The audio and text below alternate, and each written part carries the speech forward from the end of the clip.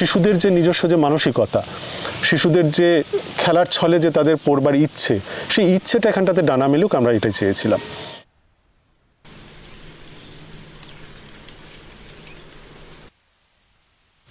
আমাদের গ্রাম এই শামলাপুর, এই গ্রামটি হচ্ছে ফারাক্কা থেকে খুব কাছে, কিন্তু সমস্ত সুযোগ সুবিধা বা পরিষেবা থেকে অনেক দূরে রয়েছে।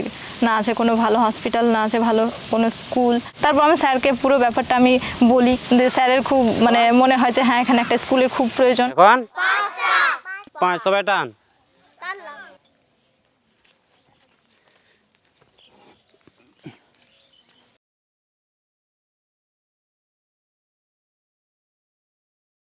তো আমরা চাই না যে বাচ্চারা ওই বইয়ের মাধ্যমে পরিবেশটা শিখুক, যে কারণে আমাদের গাছের তলায় স্কুলের ভাবনা। এবং আমরা প্রতি বছর আমাদের এখানটাতে একটি জঙ্গলও রয়েছে, মানে এই জঙ্গলটি হচ্ছে আমাদের মুর্শিদাবাদের সবচাইতে বড় ফরেস্ট।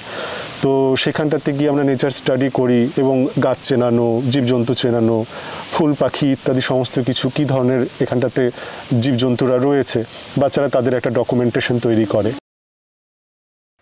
নজ মানে নাক, ইয়ার মানে কান, ঝড়ের দিনে এবং স্কুলের পোশাকের সময় আমরা ভেবেছিলাম যে এমন কোনো পোশাক না হয় যে যাতে এটাকে খুব স্কুল মনে হয়। তো সেই জন্য আমরা তখন গাছের সঙ্গে সম্পর্কযুক্ত, মানে গাছের কালার, সবুজ কালার, সেই জায়গা থেকে সবুজ রঙের পোশাকটা করা হয়েছে। আমার ছবি আঁকতে ভালো লাগে। পরিবেশ মানে এগুলোতে সব দেখা যায়, মানে সেগুলোই পরিবেশ। এখানে মানে ছোট মেয়েদের জন্য মানে 5 বছর থেকে যদি বয়স বেড়ে যায় তো প্রাইমারি স্কুলে যায়। তো এখন মানে ছোট আছে 3 বছর থেকে কয়েকজন মানে কোথাও খেলাধুলা, পড়াশোনা। তো এখানে গাছের স্কুল খুলেছে, তো ওখানে আমরা পাঠিয়ে দিই।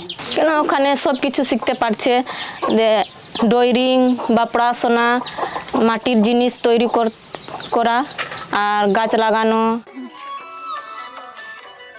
এইভাবে আসবে। হ্যাঁ, মিউজিকটা, শুধু মিউজিকটা।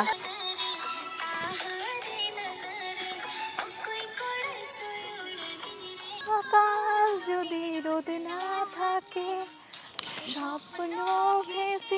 আমি যখনই কোনোভাবে দিকভ্রষ্ট হই তখনই আমার রবীন্দ্রনাথের কথা এবং শান্তিনিকেতনে আমার পড়াশোনা। বিশেষত একটা ঘরের মধ্যে ঢুকে গেলাম মানে সেখানকার আরাম, সেখানকার পরিবেশ আমাদেরকে সীমাবদ্ধ করে রাখবে, কিন্তু আমি যখনই পরিবেশের মধ্যে থাকবো তার মধ্যে নানান রকম অসুবিধা আছে। এটাই আমাদের এখন মানে শক্তি, যে আমরা পরিবেশের মধ্যে কাজ করি। মানে আমরা খুব বেসিক জায়গা থেকে জিনিসটাকে ধরবার চেষ্টা করি। মানে খুব বেশি পড়িয়ে খুব ভালো মানুষ হয় বলে আমার ধারণা নেই, বরং যেটুকুটা জানার প্রয়োজন সেইটুকুটাই দেওয়া হয়।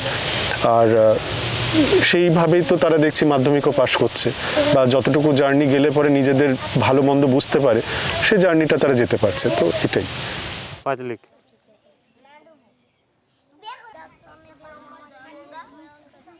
ঠিক কোটা যেখানে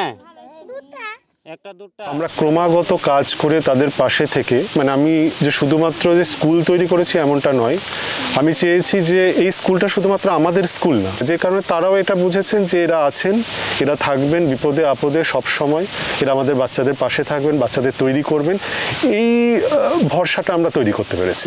তো সবগুলো একসঙ্গে কি করবো বলতো, গুনবো, সবকে একসঙ্গে গুনবো, 1 2 3 4 5।